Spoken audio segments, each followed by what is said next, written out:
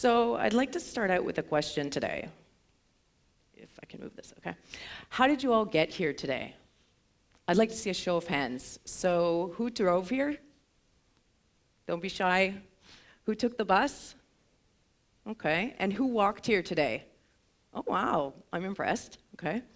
So when was the last time you took a different route, or took the long way home, or went down an alley that you never knew existed before? I know when I go out, whether it be to the office or doing errands, I always try to take a different route.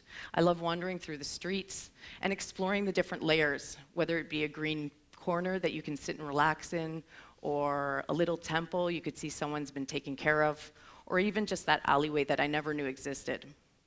All these elements represent the different faces of the city and together form its unique character. So every day when we exit our homes and go out into the world, we enter the realm of public space. I like to think of it as a sort of web interconnecting the different areas of the city. It's formed of different elements: streets, sidewalks, pathways, plazas, and parks. Public comes from the Latin word publicus, which means for the people. So public space is a space that belongs to the public population, and it's everyone's. It's for the workers, the citizens, the visitors, and tourists. And everyone uses that space in different ways. So I'd like to show you an early example of urban planning. This is the city of Pella from ancient Greece.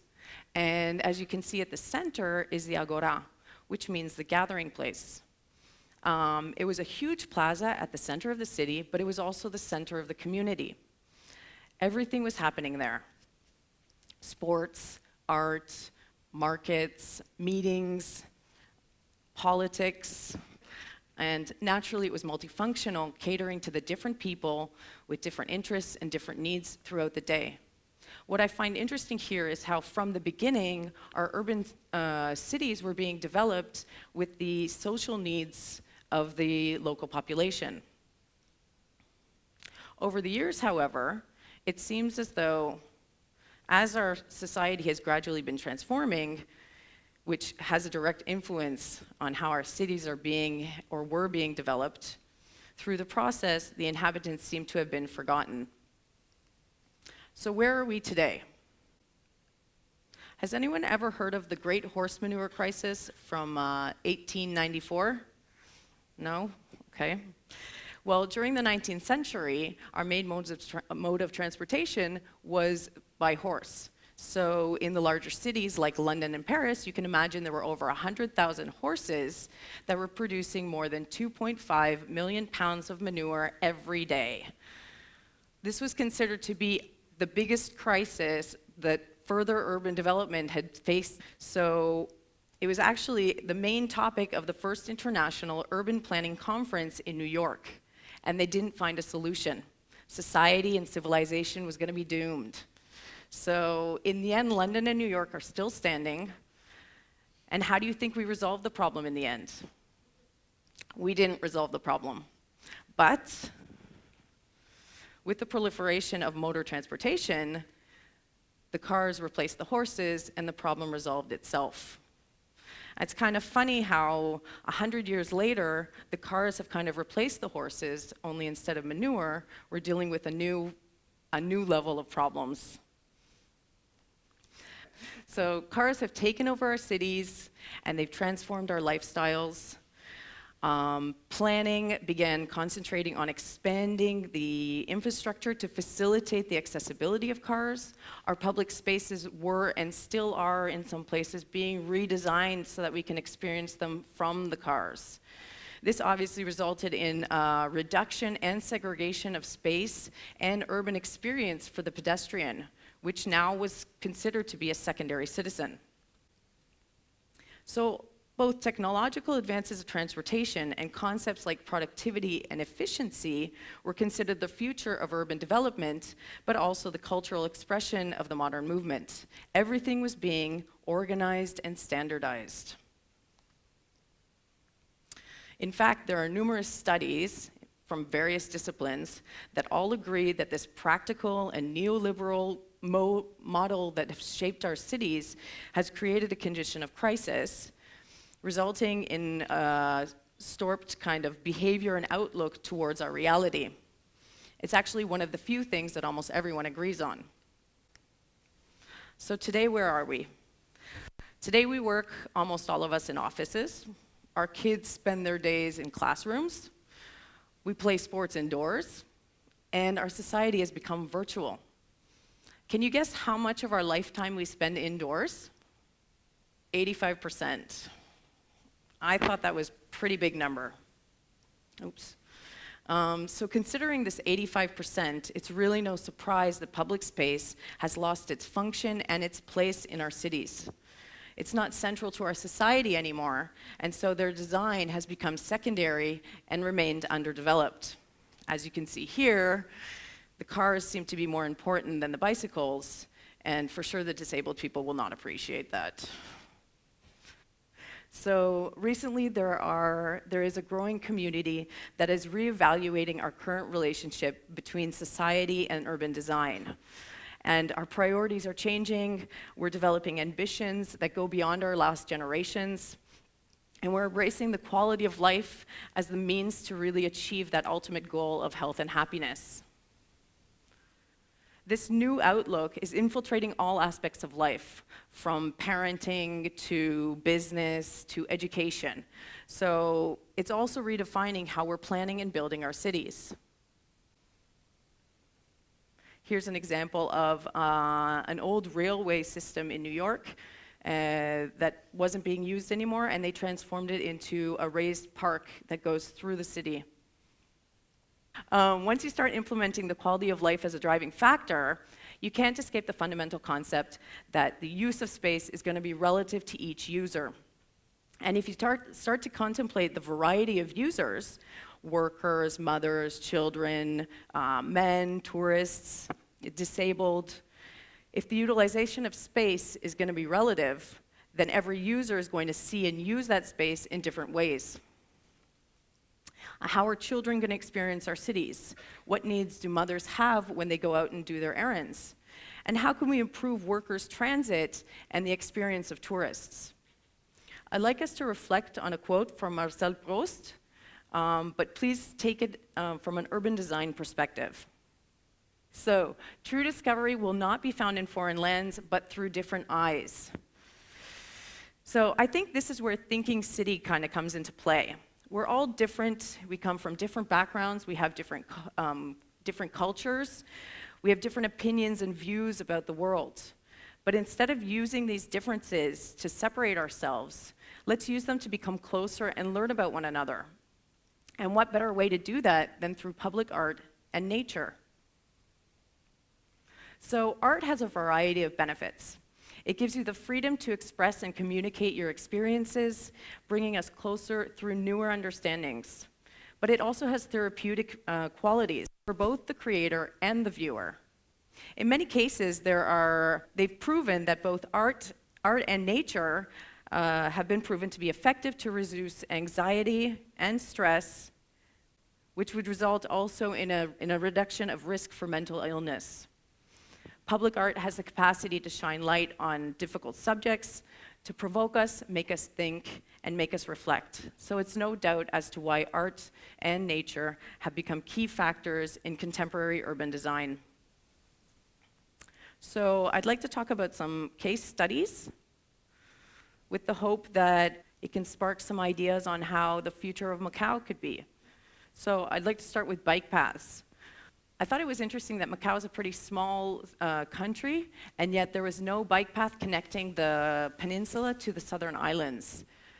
Now, there's a lot of different ways you can resolve that problem and overcome it.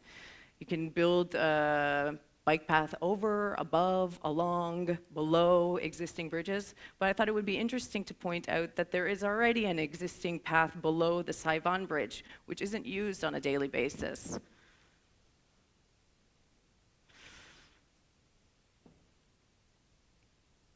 So hiking paths. It's nice that Macau does have a few hiking paths, and I just wanted to highlight that in various parts of the world, a lot of countries are, I guess, promoting their natural environments by installing new, innovative, contemporary pavilions for the use of the hikers. So they can go and picnic there, or they can rest, or even just take in the view. So I thought it could be interesting to implement these into the hiking trails that are located here in Macau. Coastlines. So I know this seems to be a sensitive subject here. I'm not sure why, considering the pretty important history Macau has with the sea as an important port, and the Tanka people I was reading about. And so I thought it would be interesting to show different ways various places have kind of developed their relationship, creating interesting landscapes and experiences. So here we have a boardwalk that's, this is in Tel Aviv, Israel, on the left. And on the top right, there's a water sculpture. So what's interesting here is how the tide kind of rises and goes down, and it really changes the experience you have with the sculpture. Maybe one day you won't even notice that it's there. And here you have a pedestrian bridge, just taking people to experience the water from above. So I also wanted to talk about experimental pedestrian pathways. So there's a lot of cities now that have started to initiate these programs where they close down public roads for the use to be solely pedestrian. So here we have New York on the top and Vancouver on the bottom. I think New York, they only close it on the weekends for a few hours, but Vancouver, they close the road down for the whole summer. And actually, there's been cases where some cities have done this temporarily and found that it works so well that they've transformed it to be a pedestrian pathway completely. And the picture here is next to TEDxSenadoSquare. I thought it could be interesting to just reflect on what that environment would become if we didn't have buses and motorcycles just passing by there all day long. Next, I wanted to talk about the parks. I've been in Macau now almost 6 years, and I've seen amazing transformations of the parks here. But traveling around, I saw some other interesting ideas which I think could be implemented here. I mean, why not? And one of them is sun sails. So these are structures that are installed above the parks, and they just create a shade for the playground so that kids can actually use them throughout the whole day. And the bottom picture is of splash pads. So this has become very popular now in Canada. A lot of public parks are dedicating a certain area to water play. And here we have the Serpentine Pavilion. What I found interesting about this Serpentine Pavilion, this is a pavilion that's organized by the Serpentine Museum in England. And what they do is they invite different architects, one architect each year, to design a pavilion that will then be built and kept throughout the summer, and then they'll take it down. And so the park that they install this in, every summer, its experience changes, you know, because you've got a new pavilion that's maybe showing you different things about technology or materials and just space in general. What's interesting here is that this pavilion here on the left, it was built by Big, and after they took it down in England, they installed it in Toronto. So they're exporting these pavilions. So I thought it could be interesting to bring it here to Macau. And here we have on the top right corner, I just wanted to discuss just for a moment, the first Biennale of Thailand just happened now in 2018, and their installations were all exclusively outdoors. So I thought that was an interesting decision. And last but not least, Picnic Urbano. Picnic Urbano was a little event that was organized with some friends of mine and myself, and we just wanted to raise awareness towards the abandoned locations in our city. So we picked a little abandoned, it was a bar, restaurant, club. It changed throughout the years, but it was located right on the water in the middle of the city. And so what we did was we told some friends, and the word kind of rolled on, and we had a picnic there. And we just wanted our participants to reflect on the potential of this abandoned space instead of just leaving it there, you know? So, one more thing. I wanted you guys to take a moment to think of how we could embrace our public space as though it was an institution. to be planned and programmed and curated and designed to stimulate us and provoke us, providing a new quality to the urban fabric for everyone to experience on a daily basis. So I wanted to look at how some other cities have revolutionized their policies regulating public space. So here's a few examples showing how public art is used as a tool to increase community engagement, social cohesion, and improve mental and physical health. So the first example is, these are policies in both New York and Vancouver. I'm sure there's a lot of other cities that they do this. But what the idea is that they require all developments over a certain square meter, so probably bigger developments, must contribute an X amount of money per buildable square meter to fund public art. So when I read about this, I was thinking about all the developments that are going on here in Macau, and if there was a policy of this kind, you know, what that could mean to public art here, or public space here in Macau. This is the City of Philadelphia Mural Arts Program. What's interesting about this is how its organization is multidisciplinary. So you have government institutions together with university departments, together with the local community.